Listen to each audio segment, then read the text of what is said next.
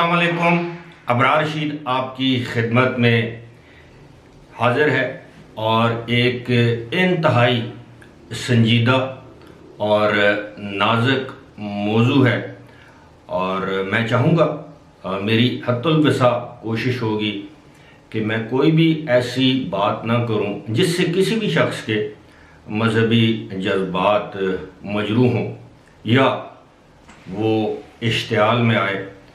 उसकी वजह यह है कि बाज़ मामलात ख़ास तौर पर दीन मज़हब के हवाले से ऐसे होते हैं उन पर इंसान जितनी कम लब कुशाई करे उतना ही बेहतर होता है। आपने थंबनेल पर देख लिया होगा कि ये शख्स जिसका नाम इमरान खान है वो इक़्तिदार के नशे या इक़्तिदार की लालच में इस हद तक अंधा हो चुका है, अपना ज़हनी तवाज़ुन खो चुका है कि माज़अल्लाह नाउज़ुबिल्लाह अब तो ऐसे लगता है कि अल्लाह ना करे किसी दिन वो खुदाई का दावा कर दे। अब खुदाई और पैगम्बरी के दावे के तो वो इंतहाई करीब आ ही चुका है।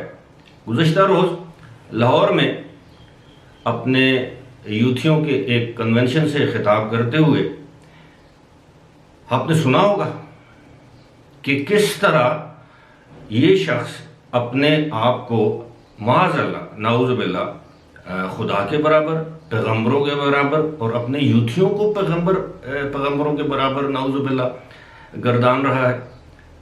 और मैं उस तकरीर को नहीं दोहरा सकता। किस तरह इसने कहा कि अल्लाह ने अपने पैगम्बर दुनिया में भेजे उसका पैगाम फैलाने के लिए, उसकी तौहीद फैलाने के लिए, उसी तरह अब मैं आपको हुक्म देता हूँ, कहता हूँ कि यानी अपने फॉलोअर्स को कह रहा है कि आप जाएं और मेरा पैगाम फैलाएं। नाउज़ुबिल्लाह, खुदा माफ़ करे।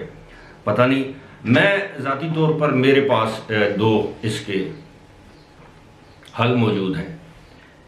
सबसे पहले तो ये कि इमरान खान का, मैं संजीदगी से ये बात कर रहा हूँ, इमरान खान का दिमागी मुआयना करवाना चाहिए कि ये शख्स जिस वक्त इस तरह की बातें करता है क्या उसकी दिमागी हालत दुरुस्त होती है, वो अपने वाकई होशो हवास में होता है या उसके दिमाग में कोई होता है। इंसान के साथ बाद लोगों को भूल जाने की आदत होती है, बाद लोग उनके दिमाग में या मुंह में वो कुछ और अल्फाज अदा करना चाहते हैं और आगे से और अल्फाज निकल जाते हैं।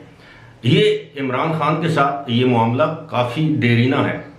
आपको याद होगा कि एक मरतबा सहाबा कराम के बारे में इसने कह दिया था कि नाउज़ुबिल्लाह कि वो तो लूट मार में मसरूफ़ हो गए थे। इसी तरह एक मरतबा इसने जर्मनी और जापान की सरहदें आपस में मिला दी थी। फिर पाकिस्तान में 12 मौसमों की गिरदान भी आपको याद होगी बेशुमार। अब इसके जो हामी हैं, हवारी हैं, वो कहते थे स्लिप ऑफ द टंग, इसकी ज़बान फिसल जाती है।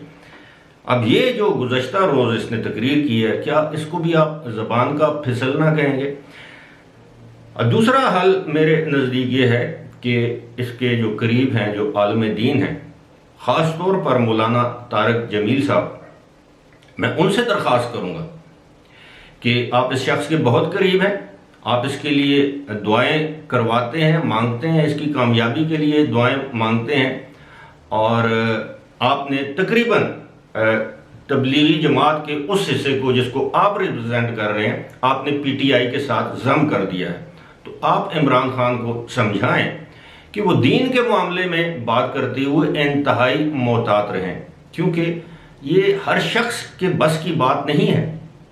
जब तक आपको आयात पर दस्तरस ना हो, अहादीस पर मुकम्मल आपको दस्तरस ना हो, आप इस तरह की बातें नहीं कर सकते। ये बड़े नाजुक मामलात होते हैं। मौलाना तारिक जमील के हवाले से मैं कल देख रहा था कि अब तबलीगी जमात के अंदर भी ठीक ठाक बेचैनी पाई जाती है और कुछ तबलीगी जमात के साथी ऐसे हैं जिनका ये कहना है या उनका ये दावा है कि जल्द ही उनको तबलीगी जमात की जानिब से भी एक शोकाज नोटिस जारी किया जा सकता है, इजहार वजू का नोटिस जारी किया जा सकता है कि वो तबलीगी जमात को खामखा सियासत में इस्तेमाल ना करें या सियासत में मुलव्वस ना करें।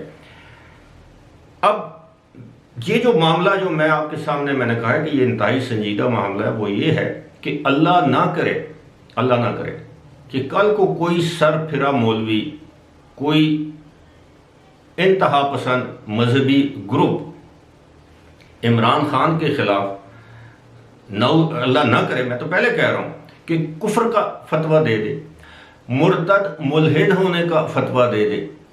क्योंकि पाकिस्तान में तो फतवों की फैक्ट्रियां हैं। जिसको जी चाहे आप काफिर करार दें, जिसको जी चाहे आप गद्दार करार दें। और इस रविश का अगर आगाज इमरान खान या उनकी जमात ने नहीं किया, लेकिन इसको प्रोमोट बहुत ज्यादा किया। आपको याद होगा 2018 के इंतखाबात से पहले किस तरह ये नामूस रिसालत के नाम पर मौसूफ सियासत करते थे, और इनके पोस्टरों पर, इनके बैनर्स पर ये नारे दर्ज होते थे। और इसी तरह की इंस्टिगेशन जिसे कहते हैं, इंसाइटमेंट टू वायलेंस, किसी को उकसाना, इंस्टिगेट करना। और बिलाखिर एहसन इकबाल को एक सरफिरे नौजवान ने जलसे में गोली मार दी थी, ये तो आपको याद होगा। इसी तरह बहुत से नून लीगी जो उस वक्त के अरकान कौमी असम्बली थे, उनके घरों का घेराव किया गया था। तो इस तरह के बयानात अगर इमरान खान के जो सियासी मुखालफीन हैं, अभी तक अल्हम्दुलिल्लाह किसी ने इस तरह की बात नहीं की, ना ही करनी चाहिए। एक शख्स अपनी बेवकूफ़ी में, नासमझी में, उसके दिमाग में दिमागी तवाज़ुन तो जाहिर है, कोई किसी शख्स का दिमागी तवाज़ुन दुरुस्त हो, वो इस तरह की बात कभी नहीं कर सकता कि खुद को खुदा के नाउज़ुबिल्लाह, खुदा के, अल्लाह के बराबर ले आए, अल्लाह के पैगम्बरों के बराबर ले आए। कोई अपने सही होशोवास में कोई शख्स मुसलमान ऐसा कर सकता है? नहीं कर सकता। लेकिन अगर इस चीज़ को एक्सप्लॉइट किया जाए तो आज कुफर के फतवों की फैक्ट्रियों के मुंह खुल जाएंगे, और फिर यही हजूम जो आज आपके साथ है,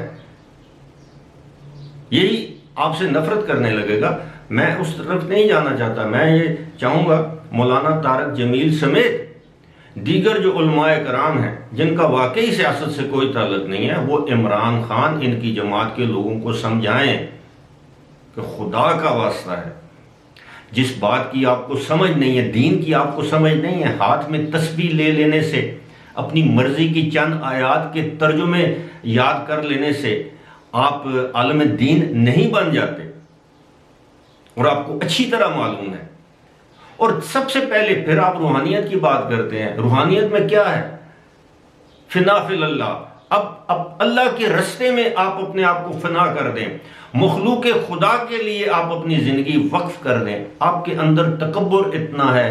और रूहानियत में, सूफीज़म में, मिस्टिसिज्म में जो सबसे पहली चीज है वो अपनी मैं को मारना है। मैं उसको मारना है, उसकी जात के लिए, उसकी मखलूक के लिए। आपके अंदर से तो मैं जाती नहीं।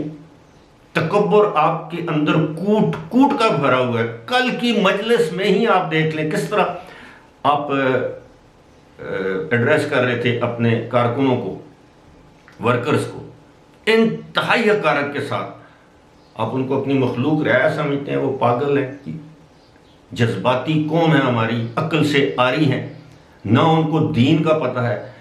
मेरे जैसा कोई उसका वर्कर होता है इमरान खान का, तो मैं कल उसी मजलिस में उठकर खड़ा होकर, मेरे अंदर अल्हम्दुलिल्लाह इतनी हिम्मत भी है, जुर्रत भी है, मैं उसको कहता कि खान साहब चुप हो जाओ, ये बात मत करो, आप कुफ्र के, शिर्क के मुर्तकिब हो रहे हैं। लेकिन वो शख्स सरेआम शिर्क कर रहा है और कोई ऐसा नहीं है जो उसको समझाए, उसको रोके। आप यकीन कीजिए, मेरी इस्तदा होगी कि इस शख्स का पहले दिमागी मुआयना करवाया जाए, फिर उसके बाद इसकी काउंसलिंग सेशन की जाए, जैसा साइकियाट्रिस्ट करते हैं ना, जो जहनी मरीजों का जो इलाज करते हैं काउंसलिंग के जरिए, इसका इलाज किया जाए। वरना ये शख्स पाकिस्तान में सियासत में तो इसने पोलराइजेशन कर ही दी है। अब खुदा न ख्वास्ता इस मुल्क में इस वजह से खाना जंगी ना हो जाए कि ये शख्स तो इस्लाम से दूर है, ये खुद को। अब बहरहाल मैं इससे आगे कुछ भी नहीं कहना चाहता। मैं इमरान खान, मैं ये चाहता हूं कि कल को कोई सरफिरा मौलवी, कोई सरफिरा ग्रोह, कोई सरफिरा मुसलमान इंसान जिसका जहनी तवाज़ुन इससे भी दो हाथ गया हुआ हो, कोई ऐसी हरकत ना कर दे जिसकी वजह से पाकिस्तान को मज़ीद नुकसान उठाना पड़े। लिहाजा ये लाजिम है कि इस शख्स को समझाया जाए, इसका जहनी इलाज करवाया जाए। और मैं संजीदगी से किसी तंज़िया लेवल पे नहीं कह रहा। जाहिर है इंसान के सर में दर्द होता है वो दवाई लेता है, उसका पेट ख़राब होता है वो दवाई लेता है, उसके साथ कोई समाजी मसाइल होते हैं उनका वो तदारुक करता है। थेरेपीज़ होती हैं, किसी के साथ नफ्सियाती मसाइल होते हैं, उनके लिए थेरेपीज़ हैं। पाकिस्तान में तो अगर आप अपने बालों का इलाज करवा सकते हैं, अगर आप अपने झुर्रियों का इलाज करवा सकते हैं, तो आप अपने दिमाग का इलाज भी करवा के देख लें। इससे इंशाल्लाह आपका भी भला होगा और इस कौम का भी भला होगा। फिलहाल इसी के साथ मुझे दीजिए इजाज़त। खुदा हाफिज़।